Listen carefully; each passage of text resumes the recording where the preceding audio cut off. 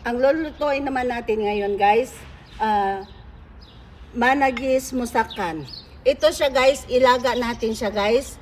Kalahating kilo to siya guys, breast chicken. Ilaga natin, lagyan ng bawang, sibuyas, asin. Itimplahan natin siya guys, tapos ilaga natin.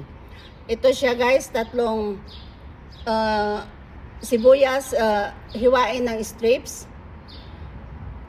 Isang kutsaritang paminta, 3 kutsarang sumak, 3 kutsarang dipsruman, 3 kutsarang snowber, 1 kutsaritang asin. At saka ito siya guys, pang olive oil, pang gisa ng sibuyas. Ngayon guys, igigisa na natin yung sibuyas. Ang paggisa ng sibuyas guys, lumabas lang yung aroma niya. Huwag nating lutuing maigi guys.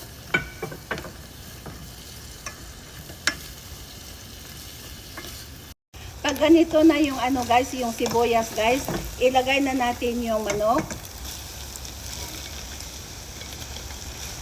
Ilagay natin yung paminta, yung sumak, dipsruman, at saka itong snowber, at saka asin. Haluin natin guys.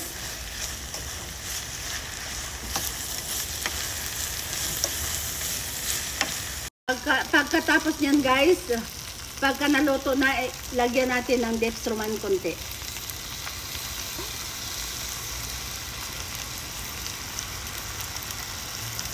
Haluin. Patayin na natin ang apoy guys. Pagka uminit na itong suds guys, na paglutuan natin, lagyan natin siya ng oil. Ilagay natin yung tortilla. Hayaan muna natin na maluto siya guys konti. At saka ilagay na natin yung manok.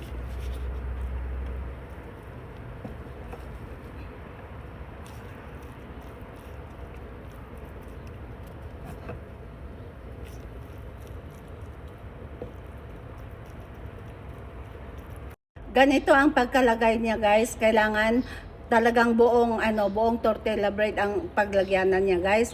Pagkatapos takpan natin ng isa pa.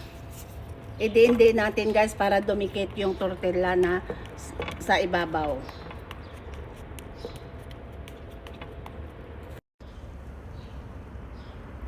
Ganito siya ka-brown guys. Kailangan ibaliktad natin ng dahan-dahan. Ganito siya guys. Kailangan ganito siya ka-brown. Ganon din sa ganon din sa isang tortilla. Magkabilaan ganito ang kulay niya. Kailangan guys, ganito ka-brown din sa sa ilalim. Ganyan. Ngayon guys, gagawa tayo ng sauce.